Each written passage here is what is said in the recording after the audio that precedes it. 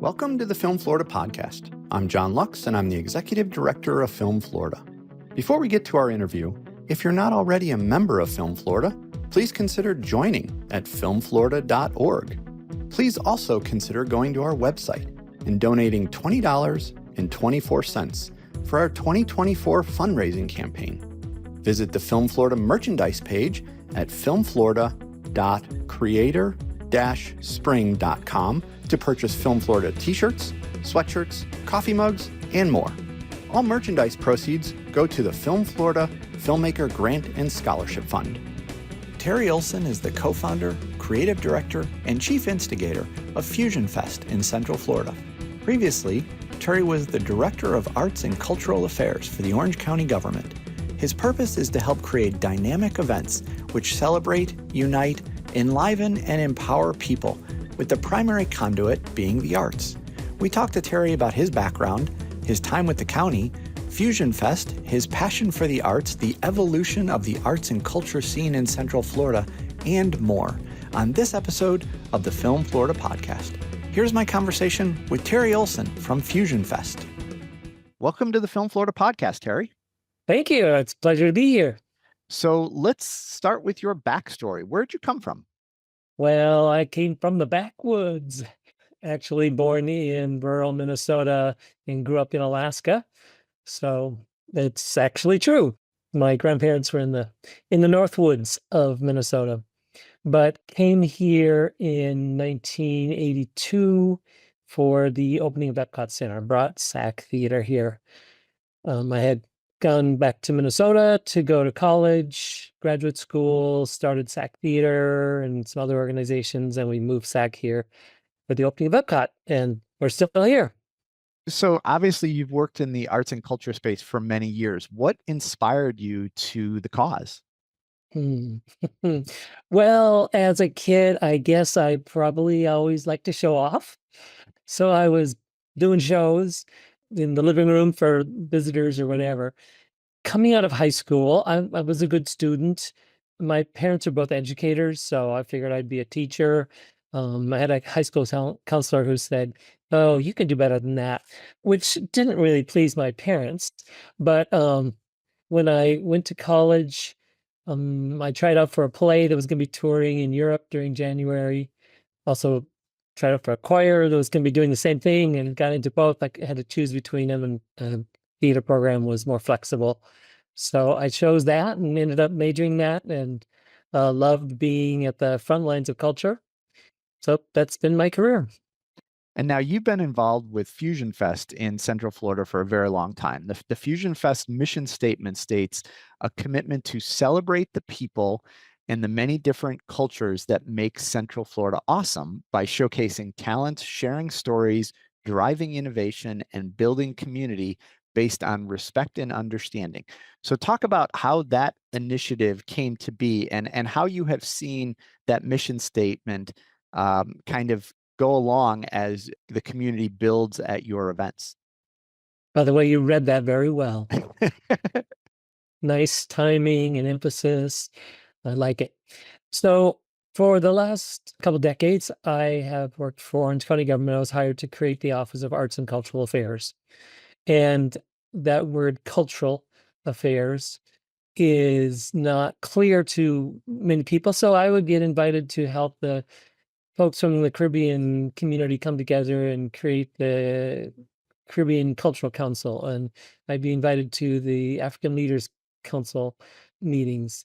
And so when then Mayor Jacobs was interested in exploring how the county might support diversity, I got together with those leaders of those organizations and others, and we did some brainstorming. It was around the time that the county had put a lot of money into the Dr. Phillips Center. And so if we wanted to use that lawn in front of the Dr. Phillips Center, we could do that for a day. And we thought, yeah, let's do something. That'd be great. And I came back and I said, but we're going to need some money. 2 people putting on a big event is not just going to happen. Nothing would happen then for about a year until, again, the Caribbean and African folks came to me and said, "Hey, can't we do something? We talked about doing something." And so my boss at the time said, well, go ahead and gather people and kind of maybe develop a grassroots movement to do something. So we did. I got about 60 people together from about 40 different heritages and said, what's the best way to share your culture? And listed a bunch of things and voted, and festival and parade came out at the top. And then we said, if we're going to bring together everybody, when's an iconic time to do that? And when I say bring together everyone, that year I explored all the ethnic and heritage festivals in Central Florida. I went to 63 of them. Wow. So there are a lot. Japan Fest, Serbia Fest, Puerto Rican Days, etc. So we listed some things and we voted on Thanksgiving weekend as a great time to bring everyone together. There weren't any other festivals scheduled that weekend. In fact, there's not a lot of things scheduled that weekend, but it is a good entertainment weekend. Like theme parks and movies do really well. Not the kind of things where I have to dress up to go to an 8 o'clock concert. Those don't really do well on that. But like a free festival, hey, let's go on downtown and grab a free festival. We thought that would do well. The weather is great. It fits thematically. What is Thanksgiving about? It's about immigrants, different cultures coming together. And so we chose that weekend. And then we started a steering committee that started meeting monthly. And each month we would delve into some fact. And then we said, we need to get even more opinions. And so that was in 2016. We started at the end of 2016. And 2017, we started every other month gathering of nations. We invite 2 to 6 people from each heritage we knew about to come together to look at a particular aspect. The first one was food. Everyone bring some food. Of course, that was a big hit, and we decided, hey, we'll start all our meetings that way. A big international potluck buffet is a good way to get things going. I mean, we all have food we all celebrate about. But then we looked at clothing and games and music and dance and visual arts and holidays and stories, and just kind of exploring all the aspects of culture, as well as organizationally, like, what do we call this gathering, and how do we shape it, and that kind of thing. And eventually in 2018 went back to the county administration and said, yeah, we got something we should do. We should do this. We do need some money. And so the county came up with funds to be a seed. So that first festival was in Thanksgiving of 2018, and it has grown from there. It was great. People felt like, I feel like I'm actually seen and part of the community, folks from smaller minority communities.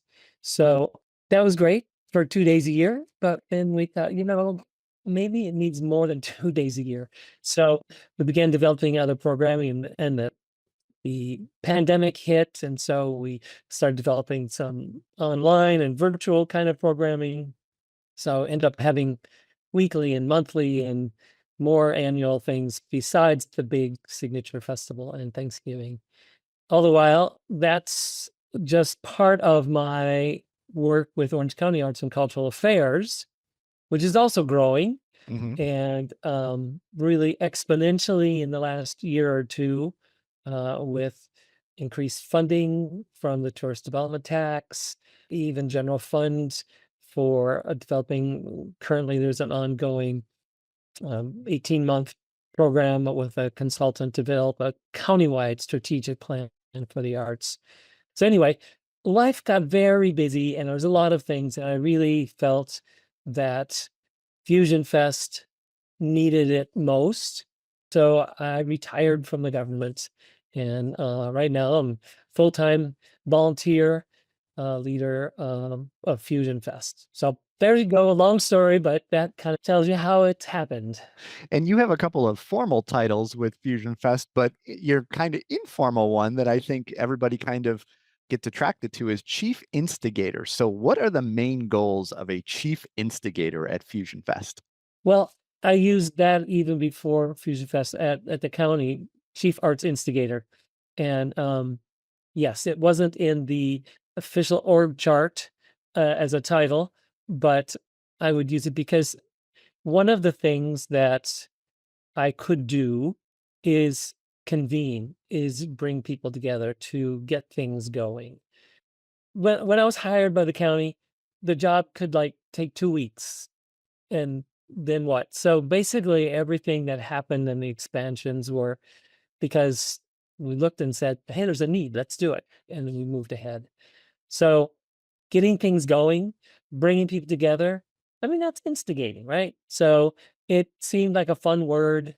It definitely catches people's attention if they don't misread it and say investigator or something else that could apply as well. But so yeah, I like to be a catalyst, and I think if chief instigator fits. Now, you mentioned the 2-day festival, the main Fusion Fest, as well as some of the individual stuff. So I want to get into a little bit of detail there. As you mentioned, you bring a lot of different cultures together through a variety of events in Orange County, which feature different formats of art. Give a little bit of an overview of some of these individual events for some that may not be specifically aware. Certainly. Well, one of the things that was one of the first extra annual events that we created was our migration film contest. Right. MYGRATION. So, as I mentioned in our these gathering of nations, one element we explored was story. What are people's stories, and how do we capture those stories? How do we get to hear them? And certainly, film is a great way to do that. So, working with Lori Turchin, who was with the Global Peace Film Festival at the time, and she teaches at Full Sail, we developed our migration film contest. I'll give you the whole history. So the first year we just said, "Hey, we're doing this contest for short films about people. Go ahead and find somebody. We'll help you find somebody if you want, and turn it in." And we got some films, and some of them were relevant, and others were like a student project that, "Oh, I'll just submit that." So second year we codified that. The second year was we started this random pairing. So we did a pairing party. If we had 20 filmmakers, we make sure we have 20 people with different heritages. And on a Friday night, we brought them together and they choose a number, however, they're paired. So that first year, they had 52 hours to make their 5-minute film. We've since then moved it to 5 days. Most of the filming happens on that Saturday. On Friday, the filmmaker and the subject talk and decide when and where they'll meet, probably at the subject's home or maybe at a restaurant of that heritage or some other place that's relevant to their life. They do most of the filming on Saturday, and then they have like a couple days to really edit it and make it a good film to turn in. So, so that one, the annual migration film contest was one of the first kind of things. So the pairing happens in late August, and since we started this with the Global Peace Film Festival, we premiere it at the Global Peace Film Festival. So this year, the premiere was on September 22nd at the Global Peace Film Festival. And then we also do screening of our own where we do the award several thousands of dollars to filmmakers a week after the premiere. Which I'm very familiar with the migration film competition, and I think it's great. Being from Central Florida myself here for the last 25 plus years, it is pretty cool hearing some of those stories. We talked about the big Fusion Fest Thanksgiving weekend. If somebody goes to Fusion Fest, what are they going to see? Well, they can see those films, which will happen on the big screen, basically between acts. And speaking of the stage, so there's music and dance. There are shows we put together, a fusion show called Kaleidoscope, a closing show, which in 2024, I believe, is going to be holidays around the world and candlelights and opening ceremonies on Saturday. That includes a citizenship ceremony where a couple dozen immigrants pledge their allegiance to support the United States against enemies, domestic and foreign. And then on Sunday, it starts with a celebration, multicultural faith. So That's main stage, performances. Around that, there's food, good food. And all vendors have small portions. So instead of getting a rack of ribs for your meal, you can get a rib and then go get an egg roll and then get a Chinese dumpling or a pierogi or whatever to taste your way around the world. There's also our international marketplace. So Thanksgiving is just at the season where people are getting gifts for things. So why not get a unique gift that also supports some local artisan? Then there are like 21 elements. So there's the Kids Village, which we work with the Young Architects Forum to build buildings representing heritages around the world, cultures, out of refrigerator boxes and oven boxes. And so kids can crawl around in the Taj Mahal and in an African hut or whatever. There's arts and crafts every half hour or so. Kids that sign up can learn to do some origami or make a Vietnamese hat or a grass uh, doll or some activity like that. There's fun and games tent. So there's different kind of games from around the world. You can sit down and play or on your feet play. There is cultural displays. So various communities come together and make a display. This is represents Brazil to me. Artifacts, information, that kind of thing.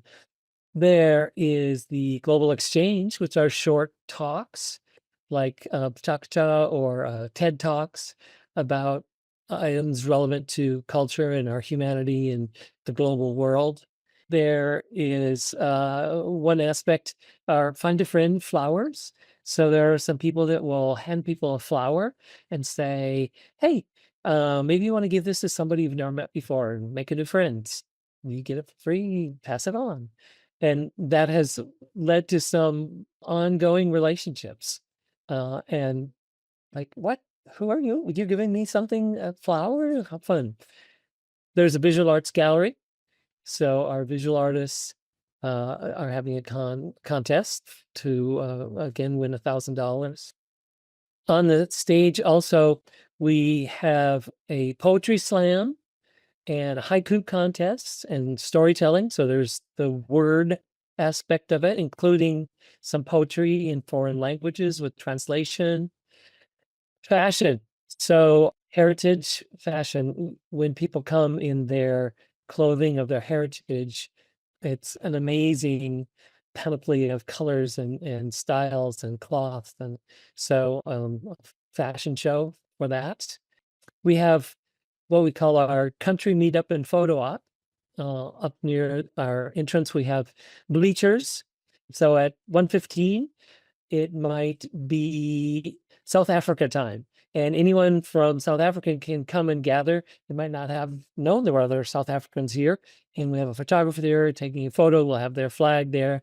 Speaking of flags, we've got hundreds of flags of every country, every state, many affinity groups. If you want to have a Cub Scouts gathering, we've got the Cub Scout flag. Now, Terry, looking back on your time with the Orange County government, talk about an initiative or something that you are specifically proud of that you started when you were with the office, besides FusionFest, of course. The office was formed after a task force was commissioned to look into what do we have in the arts, how is it funded, how does it affect quality of life. Three main recommendations that were accepted were to create an Office of Arts and Cultural Affairs, to set aside 3% of the first 4 cents of what's now a 6-cent tourist development tax, and to create an advisory council about how the county supports the arts. The report also talked about public art installations, and I would say in the visual arts realm, there are a number of things that we initiated. First of all, the chambers where the Board of County Commissioners met was what I would describe as a beige, prison-esque box. Yep. Beige, beige, beige, all beige, beige. And so we started the Art in the Chambers program, where we received art on loan from major, basically museums or other collections, both private or prominent collections, or put together shows of artists who have lived or worked in Orange County and have some national reputation. So now there's art in the chambers, and it was fun because the mayor said it really lowers the temperature of the room. We get heated here, we got discussion going on, but look out and see some art on the wall. It brings us back to a little more calm state. So that was good. Mm. Then we also looked at public art programs. So around the country, there's 500 public art programs, basically governments, mostly cities or counties or states or federal, that have a percentage of construction used for art. The federal government, I believe, is 1%. The state is 0.5%. The city of Orlando is 1%. And Orange County had nothing. The regulation at the time was there shall be an appropriate amount of art spent. And so I asked, oh, well, what have the line budgets been for that? I'm like, there weren't any. Mm-hmm. So we developed a public art review board and developed plans and a structure and procedure for how to operate as the county built new buildings that were open to the public and or did major renovations and began that program. So when you go to the convention center, there is a big hanging sculpture that was the largest one we've ever done. It's like 25 feet by 20 feet by 18 feet. And it makes that big hall not just a big hall, but an interesting hall. If you go to the new community center in East Orange, out by Christmas, there's beautiful murals of birds that you'll find in the wetlands that are right behind that. So things like that have really enhanced the facilities that Orange County has made. And Orange County has great facilities. Some of our difficulties have been, this is a great building architecturally. They weren't all just beige prison-esque boxes.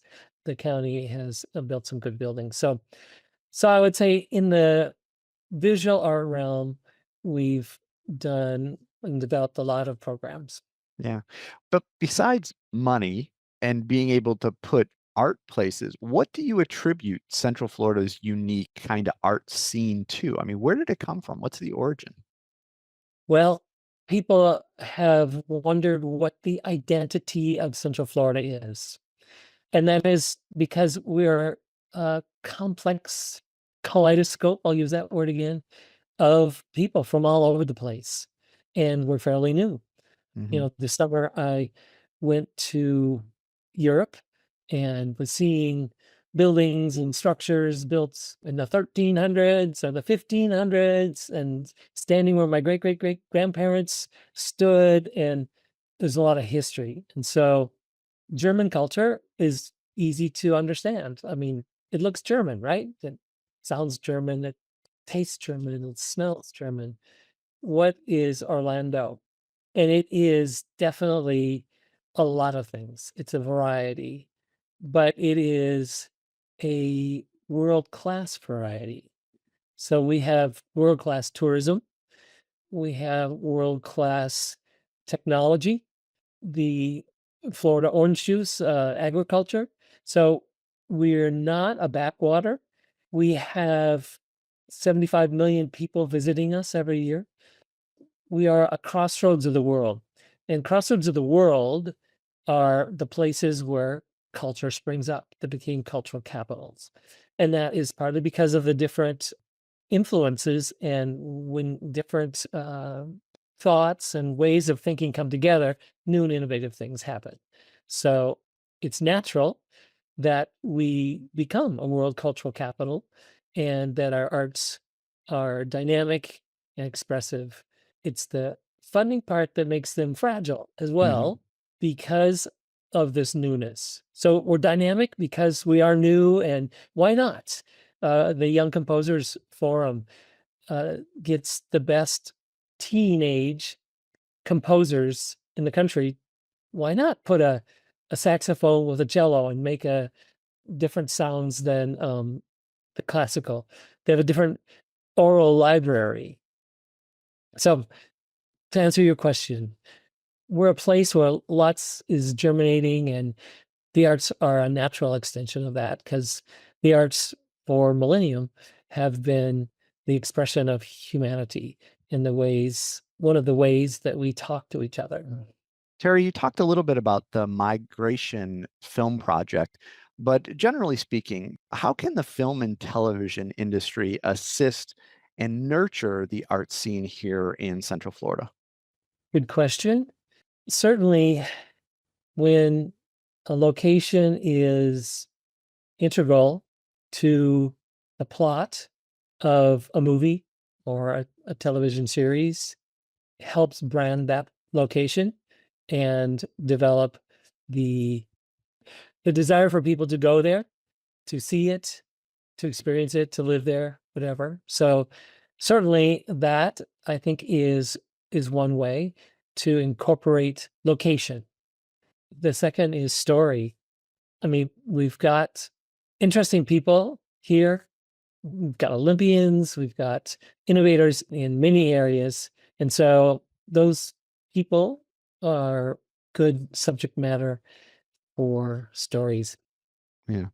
Now, Terry, as we wrap up here, I want to make sure people, know when and where Fusion Fest is. So remind us again when it is and where and how people can find more information about it.